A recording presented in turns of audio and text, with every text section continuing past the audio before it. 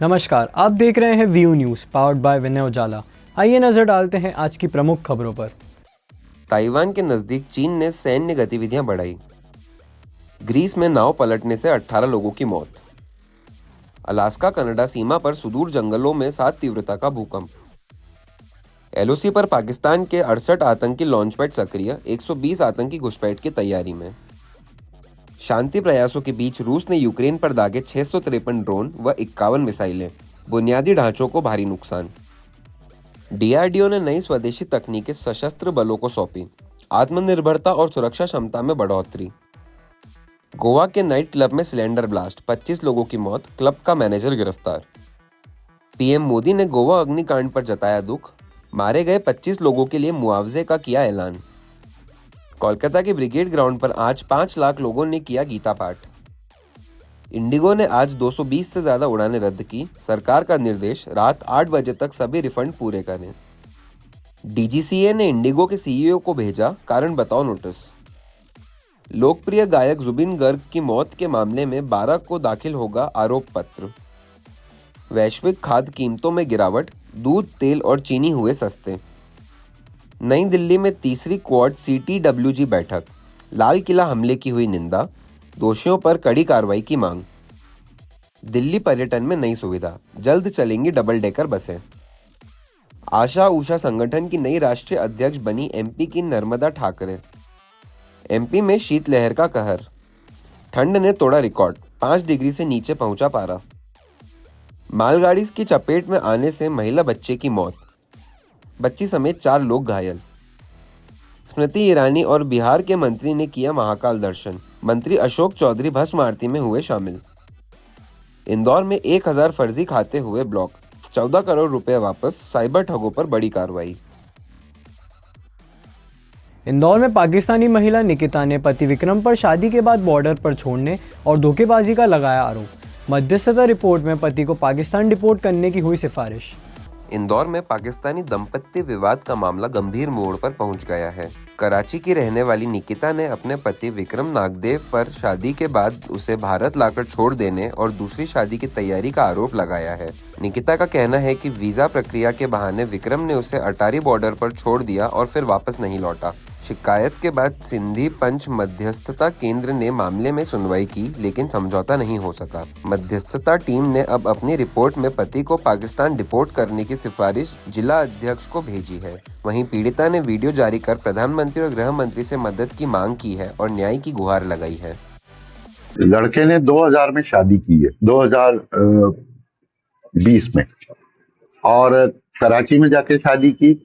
लड़की कराची की मूल निवासी है, लड़का भी मूल निवासी पाकिस्तान का, इंदौर में वीजा पर है और वीजा नियम में का उसने उल्लंघन किया है।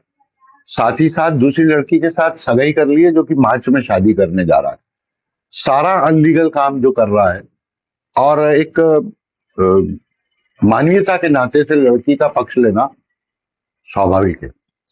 मैंने लड़के को समझाई दी थी हमने यहाँ पंचायत में कि भाई आप उससे तलाक ले लो और भले शादी करो, हमें कोई आपत्ति नहीं है, क्योंकि पेचीदा था ये व्यवस्था थी कि दोनों भारतीय नागरिक नहीं, हिंदुस्तान की न्यायपालिका में वो एफिडेविट दे नहीं सकते हिंदुस्तान का। तो उस आधार पर मैंने कलेक्टर में अधिनियम के क्लास के आधार पर कलेक्टर को रिपोर्ट कर दी थी अप्रैल में कि साहब ये इस तरह का विवाद है और इस लड़के को डिपोर्ट कर देना चाहिए। उसके बाद भी जब कोई कार्रवाई नहीं हुई तो लड़की ने पाकिस्तान से Indore commissioner police, collector, Bharat सरकार के वित्त मंत्रालय, गृह मंत्रालय, रिजर्व बैंक ऑफ इंडिया, जिन जिन के नियमों का उल्लंघन हुआ उन पे सब पे उन्होंने अपील की। और अभी शायद आज या कल माननीय मध्य प्रदेश उच्च न्यायालय में याचिका वो लगा रही है बच्ची। उसमें चूंकि पार्टी हमको भी बनाया है, क्योंकि हमने भी जो प्रोसेस की है। दूसरा, लड़के ने गलती कर ली कि मुझे शोकास नोटिस भेजा 25 लाख की मानहानि का। जुडिशरी के या कोई भी पंच बनता है मीडिएटर, उसके खिलाफ कोई कानूनी कार्रवाई नहीं हो सकती। उसका काम है केवल दोनों में समझौता कराना। अब उसका दुर्भाग्य है कि मुझे जैसे आदमी को उसने नोटिस दिया है, तो स्वाभाविक है मेरे को भी उसके जंग में बिहाइंड कर्टन लड़ना पड़ रहा है। जो युवती है उसने एक वीडियो भी बनाया है प्रधानमंत्री के नाम। हाँ, वो उन्हें भारत, चूंकि मैंने उनसे कहा कि भाई ये इंटरनेशनल मामला है, इसलिए आप हमारे गृह मंत्रालय और प्रधानमंत्री को क्योंकि ये बहुत टिपिकल केस है, सामान्य प्रकरण नहीं है।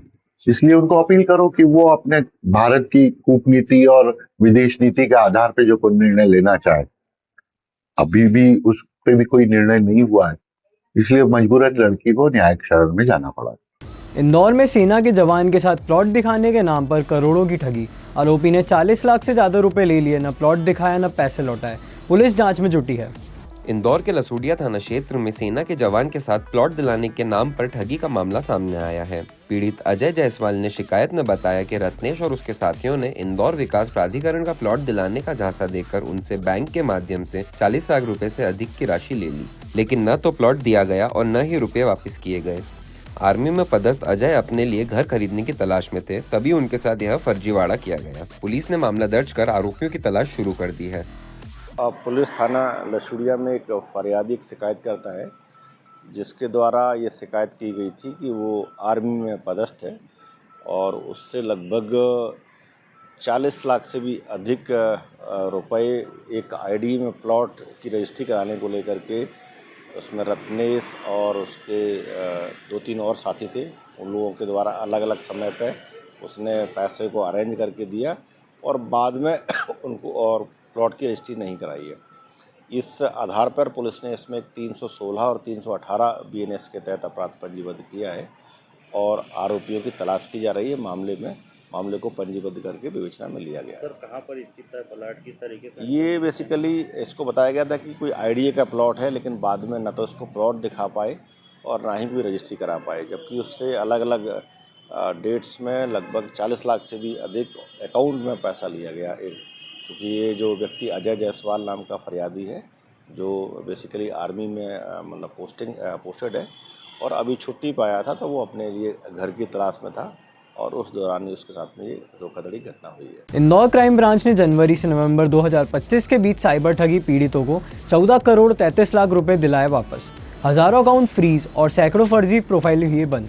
इंदौर में साइबर फ्रॉड के बढ़ते मामलों के बीच क्राइम ब्रांच बड़ी राहत लेकर आई है। जनवरी से नवंबर 2025 के बीच साइबर ठगी के शिकार लोगों को 14 करोड़ 33 लाख रुपए से अधिक की राशि वापस दिलाई गई है। Additional DCP crime branch Rajesh Dandotiya के मुताबिक इस दौरान 4500 से ज्यादा शिकायतें दर्ज हुई, जिसमें बड़ी संख्या में बैंक अकाउंट फ्रीज किए गए और 250 से ज्यादा हैक हुए सोशल मीडिया अकाउंट बहाल किए गए। इसके अलावा ठगों द्वारा बनाए गए 300 से ज्यादा फर्जी अकाउंट भी ब्लॉक कराए गए। क्राइम ब्रांच ने लोगों से अपील की है कि ठगी होने पर तुरंत पुलिस या नेशनल साइबर क्राइम पोर्टल पर शिकायत दर्ज करें। समय पर रिपोर्ट करने से रिकवरी की संभावना बढ़ जाती है। इसमें लगातार चूंकि जैसा कि आपको विदित है कि इसमें जो क्राइम ब्रांच में साइबर क्राइम विंग है, उसमें लगातार जो 1930 पर कंप्लेंट्स आती हैं, 7049124445 पर जो कंप्लेंट्स आती हैं, उसमें बैकएंड पर सर्वर होता है जिसमें कि सारे खातों को ब्लॉक कर दिया जाता है, जिसमें विक्टिम्स का अमाउंट जाता है। ऐसी स्थिति में अभी इस महीने नवंबर के माह में लगभग 4500 से अधिक शिकायतें आई हैं जो फाइनेंशियल फ्रॉड से संबंधित है। उन फाइनेंशियल फ्रॉड में जो सबसे ज्यादा इन्वेस्टमेंट फ्रॉड है, फिर उसके बाद रोमांस स्कैम है और उसके बाद फिर ये KYC अपडेट्स कराने के नाम पर इस तरह से जो फ्रॉड हुए हैं। तो इसमें लगभग 45 से अधिक शिकायतें आई हैं, जिनमें कि इस महीने 1 करोड़ 72 लाख रुपए रिकवर कराया है। कुल मिलाकर 1 जनवरी से लेकर अभी तक 14 करोड़ 33 लाख के करीब रिकवर कराया जा चुका है। यहाँ मैं आपको बताना चाहूंगा कि 2024 में ये 14 करोड़ 30 लाख की रकम थी, जो कि पूरे 1 साल भर में रिकवर कराई गई थी। वहीं 2023 में ये जो रकम थी वो लगभग 5 करोड़ से अधिक की रकम थी। कुल मिलाकर इस बार सबसे ज्यादा रिकवरी की गई है। अभी 1 महीना और बचा हुआ, लगातार इसमें प्रयास किए जाएंगे। मैं इलेक्ट्रॉनिक चैनल के माध्यम से अनुरोध करना चाहूंगा कि जब भी आपके साथ कोई अगर फ्रॉड होता है, साइबर फ्रॉड होता है, फाइनेंशियल फ्रॉड होता है, बिना देरी किए हुए 1930 में अपनी कंप्लेंट रजिस्टर कराएं या फिर जो national cyber crime reporting portal है www.cybercrime.gov.in, इस पर भी आप कंप्लेंट करके अपनी कंप्लेंट को रजिस्टर करा सकते हैं। हमारी साइबर क्राइम विंग लगातार कोशिश करती है कि विक्टिम्स का अधिक से अधिक पैसा रिकवर कराया जाए। देवास में शराब ठेकेदार दिनेश मकवाना की आत्महत्या मामले में नया वीडियो सामने आया है। मृतक ने आबकारी अधिकारी पर प्रताड़ना और रिश्वत मांगने का लगाया आरोप। देवास में शराब ठेकेदार की आत्महत्या मामले में नया वीडियो सामने आया है। 8 नवंबर को जहरीला पदार्थ खाकर जान देने वाले दिनेश मकवाना का वीडियो अब वायरल हो रहा है। जिसमें वे आबकारी विभाग की असिस्टेंट कमिश्नर मंदाकिनी दीक्षित पर रिश्वत मांगने और मानसिक प्रताड़ना का आरोप लगा रहे हैं। परिजनों ने पुलिस में शिकायत दर्ज कर वीडियो और मोबाइल जांच के लिए सौंप दिया है। वहीं अधिकारी ने सभी आरोपों को झूठा बताते हुए परिजनों पर 2 करोड़ रुपए मांगकर ब्लैकमेल करने का आरोप लगाया और निष्पक्ष जांच की मांग की है। पुलिस का कहना है कि वीडियो, मोबाइल डेटा और बयान की टेक्निकल जांच के बाद ही आगे की कार्रवाई होगी। देखिए इसमें ये मुंबई हॉस्पिटल से एक जो इंटीमेशन आया था इसमें थाना कनाडिया में कि एक जो दिनेश मकवाना है वो सुसाइड उनका कोई पॉइजनस सब्सटेंस खाकर और यहाँ पर एडमिट हुए थे जो कि उनकी डेथ हो गई है। इस इंटीमेशन पर तत्काल कनाडिया की टीम पहुंची और मौके पर उसका मर्ग कायम किया जाकर और पोस्टमार्टम कराया गया। पोस्टमार्टम कराने पर मर्ग की जांच जारी है। इसी बीच उनकी माँ के द्वारा एक आवेदन दिया गया है जिसमें साथ में पेन ड्राइव भी दी गई है और मोबाइल भी दिया गया है और स्टेटमेंट में बताया गया है। तो उनको जांच में शामिल कर लिया गया है और जांच में जो भी जो उनके द्वारा आरोप लगाए गए हैं उनको वैधानिक रूप से उनको वेरीफाई किया जाकर उसमें वैधानिक कार्रवाई की जाएगी। सर मां का आरोप है कि जो मृतक है उससे कुछ पैसों की डिमांड की जा रही है। अगर इस तरह के जो आरोप लगाए गए हैं और उसमें वेरिफिकेशन की साइबर फोरेंसिक की मदद से मोबाइल का भी एक्सट्रैक्ट किया जाना है। मोबाइल और जो पेन ड्राइव दी गई है इन सारे एविडेंसेस को जांच में शामिल कर लिया गया है और जो भी वैधानिक कार्रवाई होती है वो बिल्कुल वैधानिक कार्रवाई की जाएगी। इसमें किसी को भी नहीं बख्शा जाएगा। सर इसी मामले से जुड़ा हुआ मां का भी एक वीडियो सोशल मीडिया पे वायरल हुआ है जिसमें कुछ वो पैसों की बात करती हुई नजर आ रही है। क्या उसे भी जानते हैं? देखिए निश्चित रूप से चूंकि ये घटना से संबंधित जो सुसाइड हुआ है इसमें घटना से संबंधित किसी प्रकार का कोई भी तथ्य आएगा उसको जांच में शामिल किया जाएगा और दोनों ही पक्षों को जांच में शामिल किया जाकर उसमें जो फाइंडिंग्स आएंगी, जो फैक्ट्स के आधार पर जो फाइंडिंग्स आएंगी, एविडेंसेस के आधार पर जो फाइंडिंग्स आएंगी उसके आधार पर वैधानिक कार्रवाई इस प्रकरण में की जाएगी। हीरानगर पुलिस ने शादी का झांसा देकर दुष्कर्म करने वाले आरोपी प्रशांत सिंह को ग्वालियर से किया गिरफ्तार। पीड़ित का आरोप है कि 4 साल तक युवक संबंध बनाकर शादी से मुकर गया। हीरानगर पुलिस ने शादी का झांसा देकर दुष्कर्म करने के आरोप में एक युवक को ग्वालियर से गिरफ्तार किया है। पीड़िता ने शिकायत में बताया कि आरोपी प्रशांत सिंह कुशवाहा से उसकी पहचान कार्यस्थल पर हुई थी। दोनों करीब 4 साल तक साथ रहे। इस दौरान आरोपी ने शादी का भरोसा देकर शारीरिक संबंध बनाया। जब पीड़िता ने शादी के लिए दबाव बनाया तो आरोपी ग्वालियर भाग गया। इसके बाद पुलिस ने जांच करते हुए आरोपी को ग्वालियर से हिरासत में ले लिया है। कुछ दिनों पूर्व थाना हीरानगर पर एक पीड़िता द्वारा एक युवक प्रशांत सिंह कुशवाहा निवासी ग्वालियर के द्वारा शादी का झांसा देकर गलत काम करने के संबंध में एक रिपोर्ट लिखाई गई थी। उक्त रिपोर्ट पर से थाना हीरानगर पर अपराध क्रमांक 697/25 धारा 69 BNS में कायम किया गया था। टाइमिंग के उपरांत लगातार जो है आरोपी की तलाश में 2 बार टीमें जो है ग्वालियर गई थी जिसमें सफलता नहीं मिल पाई थी। कल दिनांक को जो है आरोपी के संबंध में पुनः जो है तलाश पतारसी और गिरफ्तारी के लिए ग्वालियर टीम गई थी जिसमें सफलता मिली। आरोपी को ग्वालियर से गिरफ्तार किया गया है। क्या नाम है सर आरोपी का और कितने समय से साथ में थे? आरोपी का जो नाम है वो प्रशांत सिंह कुशवाहा है, निवासी शताब्दीपुरम ग्वालियर। और पीड़िता ने रिपोर्ट करते समय बताया था कि लगभग 4-5 साल से वो रिलेशनशिप में थे और शादी का झांसा देकर लगातार युवक द्वारा इस तरह का कार्य किया जा रहा था। आरोपी का क्या प्रोफाइल है सर, किस तरीके से उससे मुलाकात करी थी? दोनों काम करने के दौरान आपस में जो है पहचान हुई थी और उसी के दौरान जो है उनका आपस में इस तरह की चीज़ें हुई थी। इंदौर के हीरानगर में सर्विस सेंटर पर करंट लगने से कर्मचारी की मौत के मामले में पुलिस ने बड़ी कार्रवाई की। सुरक्षा मानकों की लापरवाही सामने आने पर संचालक उत्तम ठाकुर को किया गिरफ्तार। हीरानगर थाना क्षेत्र में सर्विस सेंटर पर करंट लगने से कर्मचारी की मौत के मामले में पुलिस ने सर्विस सेंटर संचालक के खिलाफ बड़ी कार्रवाई की है। कंकेश्वरी मैदान के पास स्थित USR सर्विस सेंटर में गाड़ी धोते समय भोला नाम के कर्मचारी की मौत हुई थी। जांच के दौरान पुलिस को पता चला कि सर्विस सेंटर में बिजली सुरक्षा मानकों का पालन नहीं किया गया था। लापरवाही साबित होने पर पुलिस ने संचालक उत्तम ठाकुर के खिलाफ मामला दर्ज कर उसे गिरफ्तार कर लिया है। पुलिस के अनुसार आरोपी पर लापरवाही सहित अन्य धाराओं में प्रकरण दर्ज हुआ है और आगे कार्रवाई की जा रही है। एक थाना क्षेत्र हीरानगर में कनकेश्वरी मैदान के पास में एक USR वॉशिंग सेंटर के नाम से एक दुकान चलती है जिसमें वाहनों की सर्विसिंग और इस तरह का कार्य किया जाता है।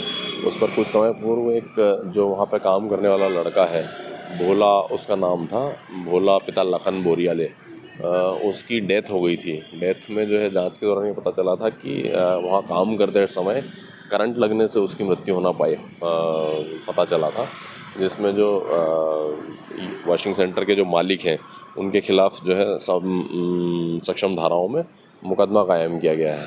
मालिक का नाम उत्तम ठाकुर निवासी हीरानगर है। पकड़ा गया क्या नाम है? हाँ जी। मृतक का क्या नाम है सर? मृतक का नाम भोला पिता लखन बोरियाले हैं। आरोपी पकड़ा गया? हाँ, आरोपी को पकड़ लिया गया है और विधिक कार्रवाई की है। ऐसी ही खास खबरों के लिए बने रहिए हमारे साथ व्यू न्यूज़ पर, पावर्ड बाय विनय उजाला।